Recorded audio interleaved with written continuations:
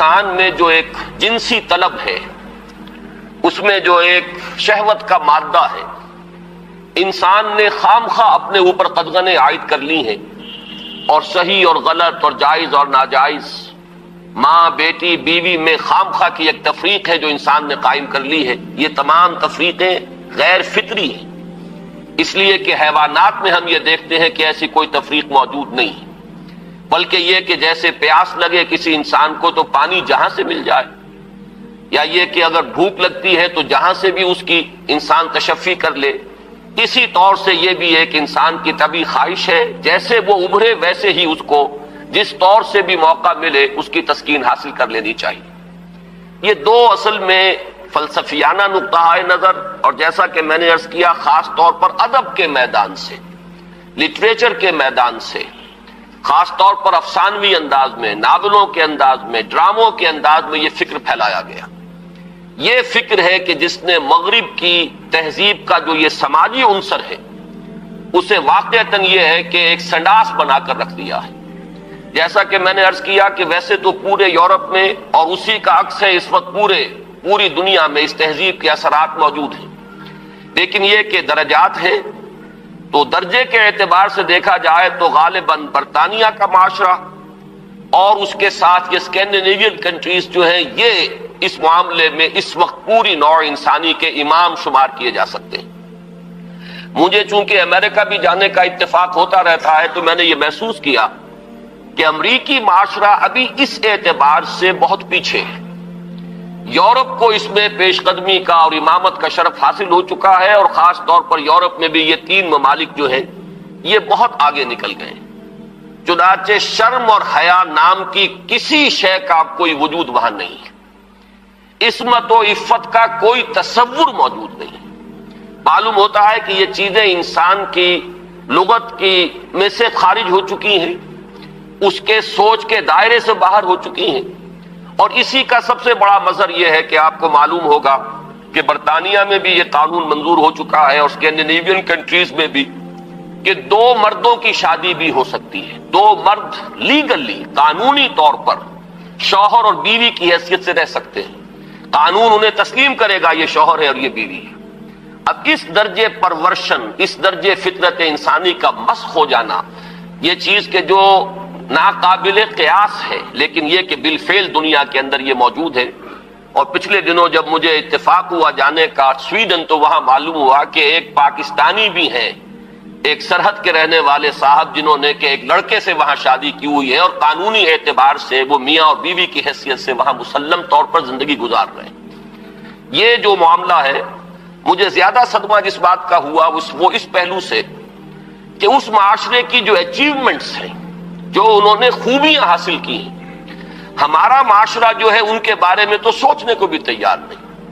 مثلاً یہ کہ سیاسی سطح پر مساوات، معاشی کفالت کا اصول کہ کوئی شخص وہاں بھوکا نہیں رہ سکتا، ہر شخص کی گویا کہ کفالت جو ہے وہ ریاست کے ذمہ ہے۔ وہ باتیں جو اسلام نے دی تھی، جو حضرت عمر فاروق رضی اللہ تعالیٰ عنہ کے قول منسوب ہے کہ اگر دجلہ و فرات کے کنارے کوئی کتا بھی بھوکا پیاسا مر گیا تو عمر قیامت کے دن ذمہ دار ہوگا۔ یہ نقشہ واقعہ ہے، تسلیم کرنا پڑتا ہے کہ ان لوگوں نے اس چیز کو آج کی دنیا میں بالفعل حاصل کر کے دکھایا ہے۔ سماجی مساوات کا یہ عالم کہ اگر کوئی فائنینس منسٹر، اسے بھی اگر اپنا چیک کیش کرانا ہے تو وہ بھی بینک میں اسی طرح لائن میں لگتا ہے جیسے کوئی عام شہری لگتا ہے۔ یہ سماجی مساوات کہ غریب سے غریب آدمی بھی وہاں پر جو بھی ہے، چاہے وہ ویلفیئر پر زندگی گزار رہا ہو، وہ خود معذور ہو چکا ہو اور صرف اسے حکومت کی طرف سے جو ہے سہولتیں حاصل ہو، لیکن اس کا بچہ بھی اگر بیمار ہوگا تو اسے وہی علاج میسر آئے گا جو وہاں کسی کروڑ پتی کے بچے کو علاج میسر آئے گا، اور اس کے بچے کو بھی وہی تعلیم ملے گی جو کسی منسٹر کے بچے کو تعلیم حاصل ہو سکے۔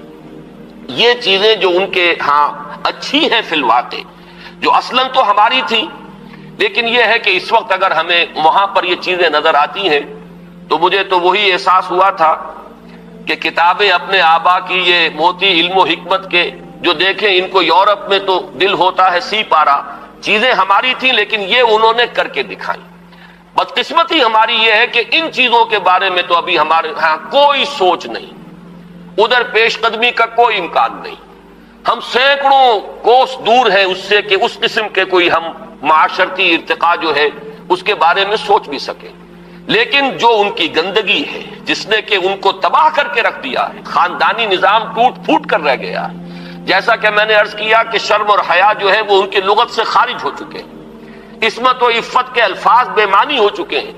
یہ وہ گندگیاں ہیں کہ جن کو اپنے اس معاشرے کے اندر لانے کے لیے ہمارے ہاں ایک طبقہ ہے کہ جو پورے طور پر فعال ہے، اگرچہ عددی اعتبار سے اس کی کوئی حیثیت نہیں، وہ ایک بہت ہی حقیر اقلیت ہے، لیکن معنوی حیثیت ہے. اخبارات میں ان کے مضامین چھپتے ہیں، وہ دانشور شمار ہوتے ہیں، سرکاری حلقے جو ہیں وہ ان کو سپورٹ کرتے ہیں، ذرائع ابلاغ جو ہے ان تک ان کی رسائی ہے.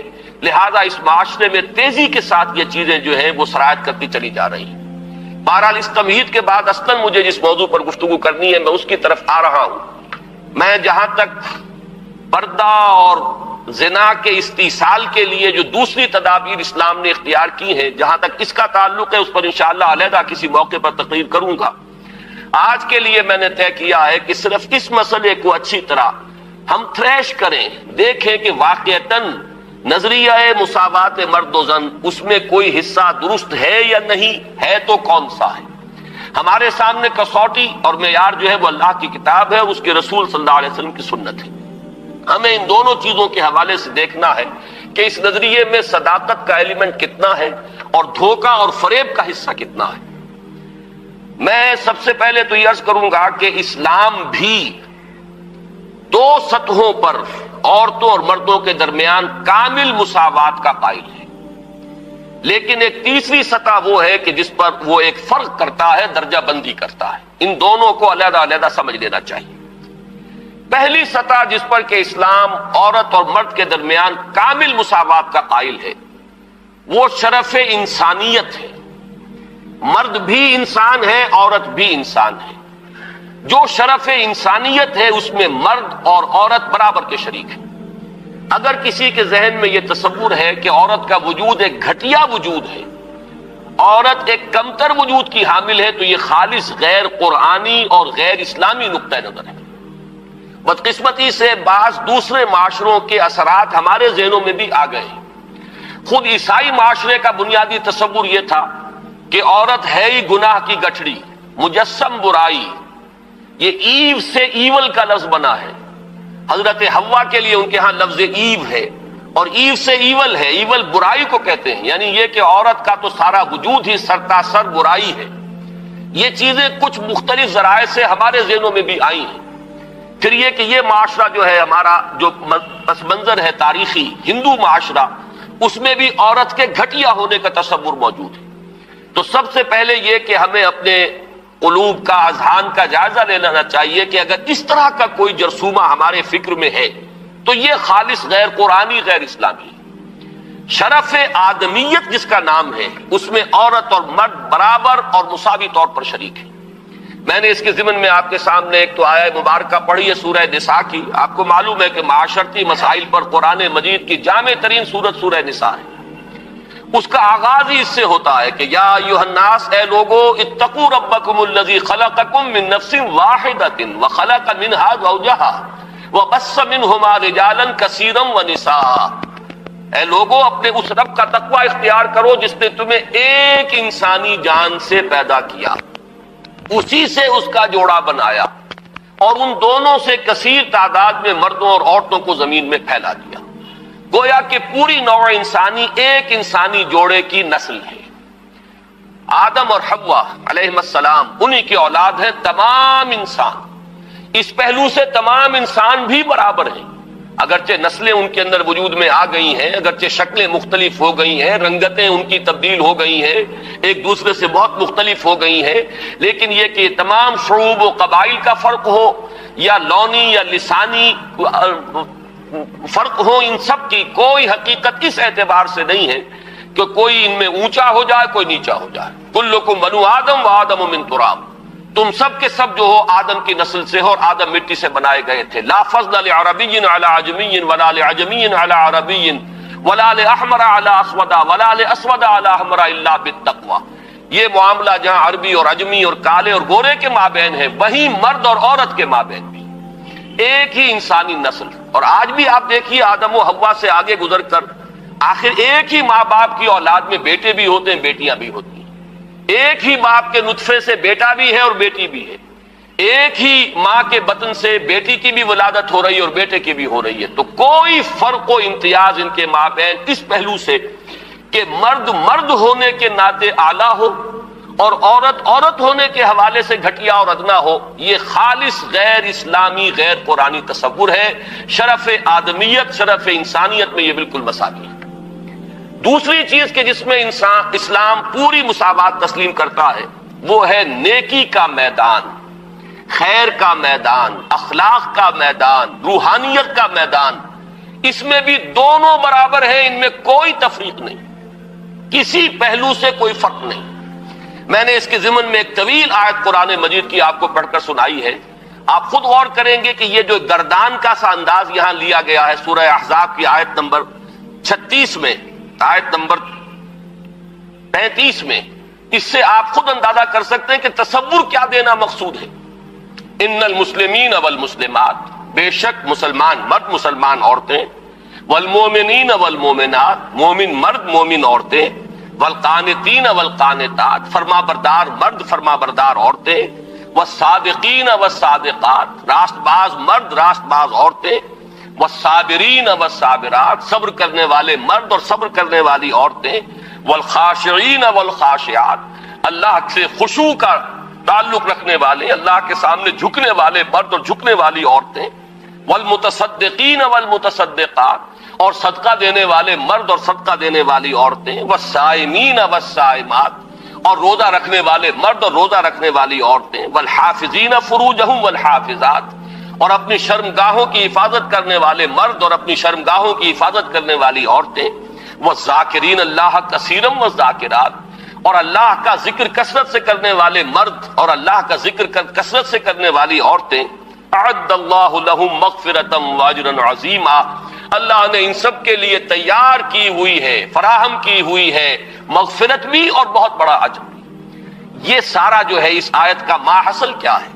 یہ تمام وہ اوصاف ہیں کہ جو مطلوب ہیں، یہ محاسن ہیں، یہ بھلائیاں ہیں، یہ نیکیاں ہیں، یہ اعلیٰ اقدار ہیں جو اسلام چاہتا ہے کہ انسانوں کے اندر پروان چڑھیں.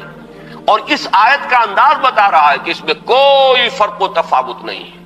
کسی کے لیے کوئی معاملہ نہیں ہے کہ عورتوں کے لیے یہاں جو ہے داخلہ ممنوع ہے یا عورتیں اس مقام تک رسائی حاصل نہیں کر سکتی، بلکہ یہ کہ نیکیوں میں، بھلائیوں میں، خیرات میں، حسنات میں، ان تمام کیفیات کے اندر عورتوں اور مردوں کے لیے کھلا میدان ہے.